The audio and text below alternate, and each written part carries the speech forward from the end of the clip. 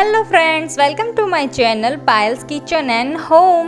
આજે હું શેર કરી રહી છું ખૂબ જ ટેસ્ટી, હેલ્ધી અને નાના છોકરાઓ પણ માંગીને ખાશે એવી મેથીની ભાજીનું શાક.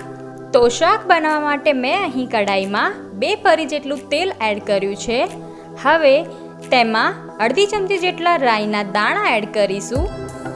હવે અડધી ચમચી જેટલી હિંગ એડ કરીને 2 થી 3 લીલા કટ કરેલા મરચાં એડ કરી લઈશું.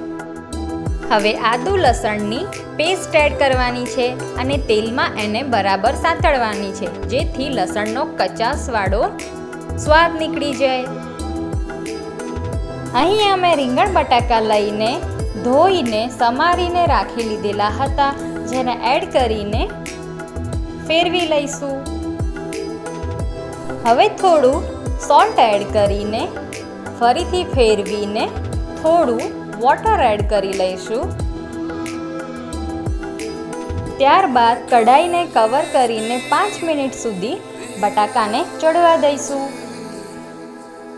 થોડી વારમાં ઢાંકણ ખોલીને ચેક કરતા રહેવાનું છે, ફેરવતા રહેવાનું છે, જેથી આપણું શાક નીચે ચોંટી ના જાય. હવે ધોઈને કટ કરેલી ફ્રેશ મેથીની ભાજીને શાકમાં એડ કરી લઈશું.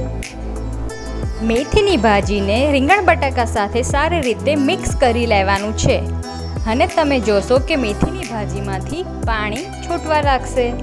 હવે જ્યાં સુધી પાણી બળી ના જાય ત્યાં સુધી શાકને થવા દેવાનું છે. હવે મેથીની ભાજીમાંથી છૂટેલા પાણીથી જ આપણા બટાકા રીંગણ ચડી જશે. હવે ત્યારબાદ થોડા સૂકા મસાલા એડ કરીશું, જેમાં 1 ચમચી જેટલું ધાણા જીરું પાવડર, અડધી ચમચી લાલ મરચું પાવડર અને અડધી ચમચી જેટલું હળદર તથા સ્વાદ પ્રમાણે મીઠું એડ કરીને શાકને બરાબર મિક્સ કરી લઈશું. હવે શાકમાંથી જ્યાં સુધી તેલ છૂટું ના પડે ત્યાં સુધી શાકને લોથી મીડિયમ ફ્લેમ પર રાખીને થવા દેવાનું છે.